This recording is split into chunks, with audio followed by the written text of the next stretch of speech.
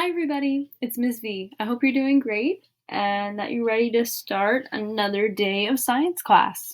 So I just want to give a little heads up. So if you are watching this video, that means that you have hopefully finished our population graphing assignment.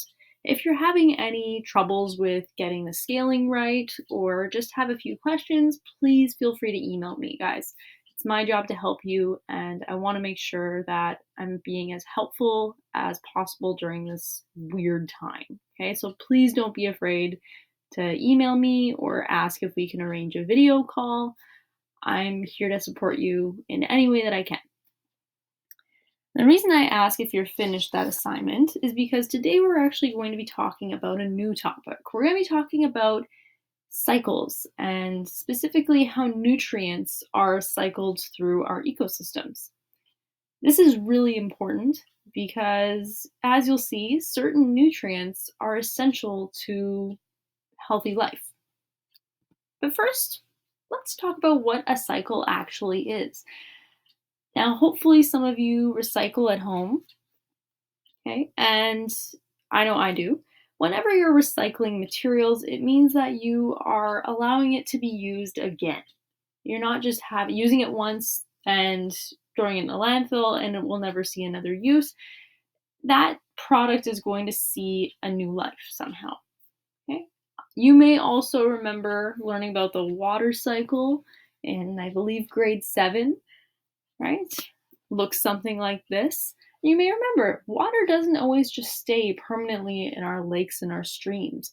It evaporates as a gas, it condenses to form clouds, and then precipitation happens where it rains back down on our land and can either go to help hydrate different plants or it can go back into the waters. Okay? And the cycle begins all over again. So as you can see, there's no definite end. There's always just a consistent cycling of materials going on. And this is what we're going to be talking about today. Now I want you to think, what are these three things? Hopefully they do look familiar from our chemistry unit. If you said that they are elements, then you are right. These are carbon, nitrogen, and oxygen. These are actually very, very important elements because they are important nutrients in our environment that contribute to life and growth. Carbon, nitrogen, and oxygen are all essential in order for there to be life on a planet. So if humans are curious and wanting to see if a new planet could sustain life, these are the three elements that need to be present in order for that to happen. So they are very important, and we're going to look at how they are cycled through our environment because we need to always have these nutrients available to us. So we're going to start with the carbon cycle. Now you might be thinking, okay, well, why is carbon important? And I think I talked about this a little bit in class during the chemistry unit, but it's definitely important that we remember that carbon composes some part of every living thing. You are made up of carbon atoms right now. Okay? Carbon actually composes many molecules that we rely on for energy as well. If any of you love sugar, sugar is chock full of carbon elements or carbon atoms. So sugar called glucose, which is a very, very important molecule that we use for energy, is actually right here. This is the chemical compound. It's C6H12O6. And that is what makes up a molecule of glucose. Cycling of carbon on Earth is very, very important in order for us to have that energy and we're able to do the things that we need to do in order to sustain life. So this is a little image of the carbon cycle, and we're going to go through it together. Now, we're going to start with the atmosphere because we know that carbon dioxide is in the air. It's put there by many different things, as you can tell by all of these arrows. So combustion, which is, us using fossil fuels, we are making CO2 whenever we do that. So that is where we make carbon dioxide. This can be from vehicles, it can be from, factories, different things like that. Anything with a combustion reaction is going to be putting carbon dioxide into the air. Humans and animals also put carbon dioxide into the air just by respiring or breathing. We always breathe out carbon dioxide, so we are adding CO2 to the atmosphere. Dissolving and evaporation of water also does this to a certain extent, as well as, decomposers. So like your mushrooms or your bacteria, they can also be depositing CO2 into the atmosphere. The only thing that's taking carbon dioxide out of our atmosphere is photosynthesis. So plants, just like how we breathe in oxygen, they breathe in carbon dioxide. So they're going to take that in, breathe it in, and they use it as well as the water that they gain from their roots and the sun to make their own food. This is a process called photosynthesis. So by doing this, they take the carbon dioxide and they make glucose molecules, that energy, which is awesome. Now they have energy to grow and to sustain the functions they need to live. Now, unfortunately, animals, like consumers, like my rabbit over here, they can't do this. They can't photosynthesize. Humans can't either. Unfortunately, I really wish I could. I'd be green, it'd be really awesome. I wouldn't have to worry about making food all the time. But I don't have this ability, and neither does my rabbit. Instead, we have to eat plants in order to gain that glucose that they have worked so hard to make. Now that we have that glucose, we can also use it and break down those bonds, get those carbon, the energy between those carbon bonds, and we can now also have energy to do activities and to grow. Okay, so we also have animals like wolves, right? They don't eat veggies. Instead, they're going to eat the rabbit, the animal that eats the veggies. So you would say that my plant is my producer, my rabbit here is my primary consumer, and my wolf is my secondary consumer. All right? So now that my bunny or my wolf have those glucose molecules and can do that energy, they do have carbon molecules in their body. So they're going to send them back into the atmosphere by respiring, but some of them will remain there until they pass on. When they do this, decomposers are going to be able to break their body down. They're going to be able to, respire as well and send carbon dioxide back into the air. However, some of these carbon molecules will stay in the ground for many, many years and become fossil fuels. Now, we rely on fossil fuels because they are very high in these carbon molecules and they're high energy bonds. And we actually ignite these bonds and we make energy from them, right? A combustion reaction, this can be in your car, this can be in a factory, anything that's creating heat and light usually is a combustion reaction. There are a few exceptions, but that is also going to put carbon back into the atmosphere and we'll begin the cycle all over again. So just to reiterate, carbon moves from the air, it goes into a plant, to an animal, and then back into the ground or into the air. And the cycle begins again. Now, this is a simplified version of our carbon cycle. I've also included this photograph in your notes.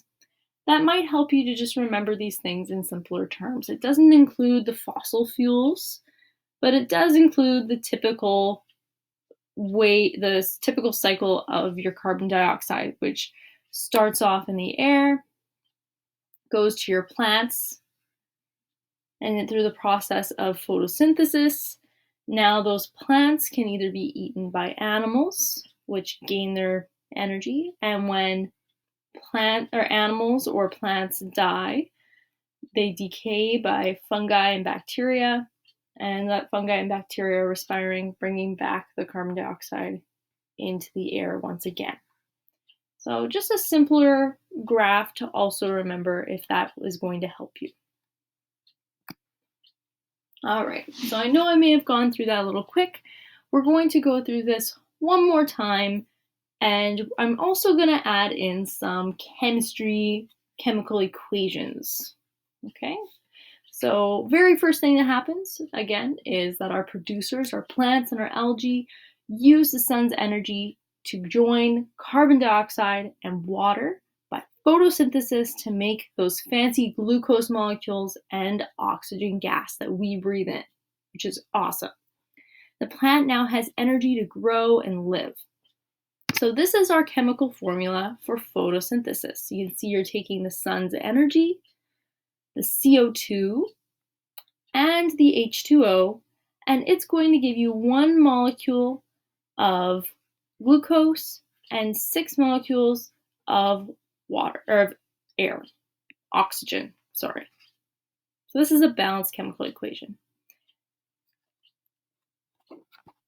Next up, our primary consumers, which are herbivores, and secondary consumers, which are carnivores. They can't capture energy like plants can from the sun, so they must eat the producers or other consumers in order to gain this glucose molecule. So they're going to use a process called cellular respiration in order to get that energy from the glucose molecule. So in order to do this, we're going to take the glucose that we have ingested, say this is in a piece of pie, or maybe you had rabbit for lunch, right? You're going to take those glucose molecules from your meal. You're also going to take the oxygen that you are breathing in right now, and you're going to have a process happen in your cells that make up your body, specifically in your mitochondria. Now, you may have heard that like funny little internet meme saying, mitochondria is the powerhouse of the cell. This is why, because it's taking your glucose and your oxygen and it's making your energy. It is your powerhouse. So as a result, you get energy, you get 6 carbon dioxide molecules, which you breathe out, and you get 6 water molecules, which your body will use water to hydrate itself or you will urinate out.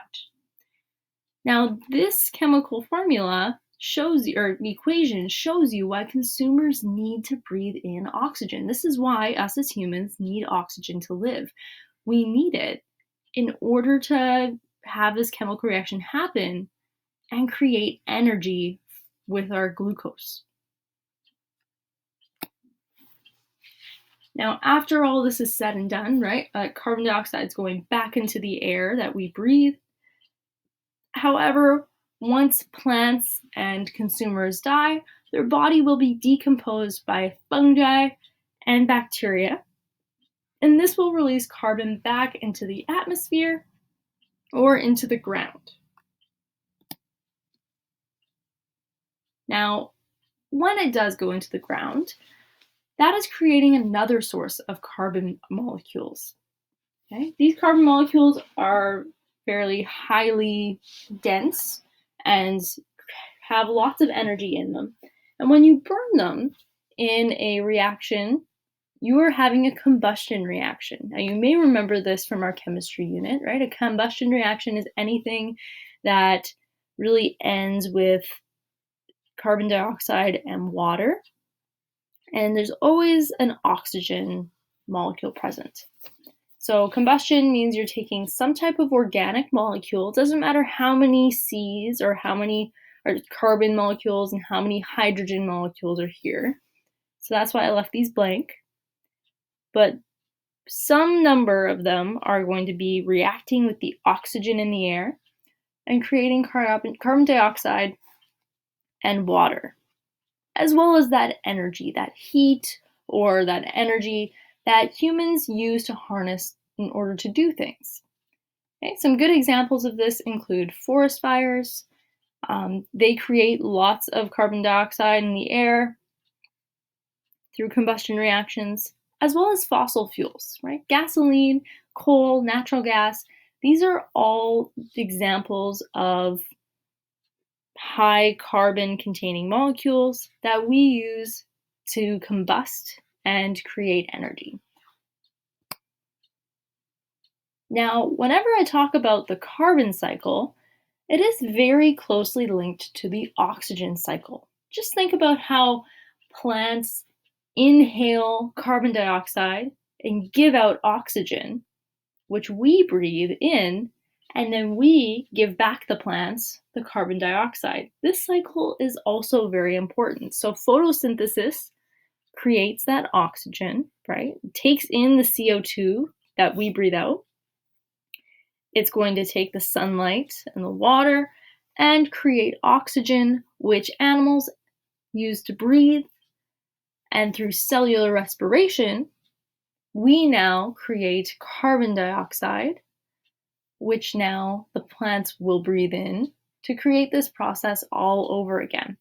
Now, all living things require oxygen in life, so this is a fairly important cycle as well, and it's very closely related to the other one that we just learned. Now, whenever I talk about carbon dioxide, I usually get a few questions about the greenhouse effect and greenhouse gases because carbon dioxide is a greenhouse gas. So we're going to mention this a little bit just so that if you're curious, you know what's going on. So gases in the atmosphere that prevent heat from leaving are called greenhouse gases. Think about when you go into a greenhouse and how warm it is, right? A greenhouse is designed to trap heat in, which is exactly what these gases are doing as well. Now, some common greenhouse gases include carbon dioxide, methane, and water vapor to a certain extent. And these create your greenhouse effect. Now, this is an effect that causes an increase in temperature in our atmosphere. The energy, the heat that would have left the Earth is trapped by that extra CO2 in our atmosphere and causes our Earth to warm. So as you can see, by having more CO2 in our atmosphere, we are actually trapping more of the sunlight. It's getting reflected back onto the Earth, and our Earth is now warming up. Now, I will have a link to a helpful video if you would like to learn more about this up in the top left-hand or top right-hand corner of the slides. Now, I want you to quickly think. We've talked about the carbon cycle, and how do humans or natural events affect this carbon cycle? How do we put extra CO2 into our atmosphere? Now, there's a few different ways that humans do this, or natural events, and feel free to look a few up and maybe send me an email and we can have a great conversation. But I will mention a few of the more prominent ones that you may already have running through your head right now. So deforestation is one of the reasons why we have quite a bit of carbon dioxide in our atmosphere. So deforestation is the permanent removal of trees from forests in a large scale. Think of it like clear cutting. You take out a whole section of that forest, and by doing this, we don't have those trees anymore absorbing that carbon dioxide for photosynthesis, right? Photosynthesis is the only way we take that carbon dioxide out of our atmosphere. So by taking away those trees, we are lessening the amount of carbon dioxide that can actually be taken out of the atmosphere. According to National Geographic, agriculture is the primary cause of deforestation around the world. Farmers remove trees at a large scale so they have more acreage for their crops and their livestock so that they can have a better yield. However, by doing this, we are also lessening the amount of trees we have to take that carbon dioxide out of our atmosphere. Another common reason for extra CO2 in our atmosphere is the burning of fossil fuels. So when oil or coal is burned, that carbon dioxide gets released into the atmosphere at a much faster rate than what it is usually removed.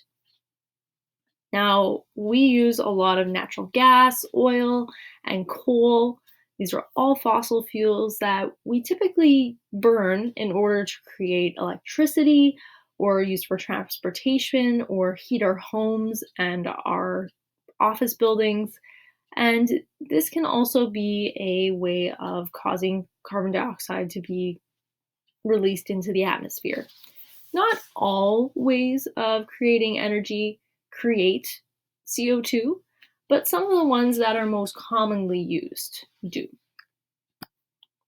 Now, as a result of extra carbon dioxide in the atmosphere, we do have that warming of the earth. We also have an effect on the oceans that you may have seen in National Geographic or different magazines or articles on the internet.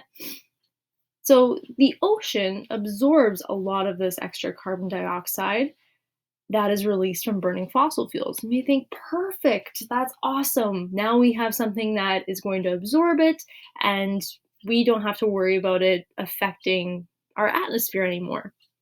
Unfortunately, though, this extra carbon dioxide actually lowers our ocean's pH, causing ocean acidification. Now, if you remember, the pH scale goes from 1 to about 6 on in chemistry. And so as we lower it, you are actually getting a stronger and stronger acid. Now, ocean acidification interferes with the ability for marine organisms like your corals, crabs, snails to build their shells and skeletons because they rely on the pH and everything to be perfect so that their structures will stay nice and strong. So as the pH gets lower, you will see how our nice coral reefs are now slowly dying out. They live in a very delicate range of pH, and as soon as it becomes too acidic for them, they can't handle it and they end up dying off. Now, I didn't mean for this video to be all doom and gloom. However, usually students do have a few questions about carbon dioxide emissions. So those are a few areas that you can, slides that you can use for some extra information. And if you're interested in learning any more about that, please contact me. I'd love to have a conversation with you about it. And if you are confused at all about the carbon cycle, here are some helpful links to some YouTube videos that could help you out as well. I hope you're having a great day, everybody, and stay safe and have a wonderful week.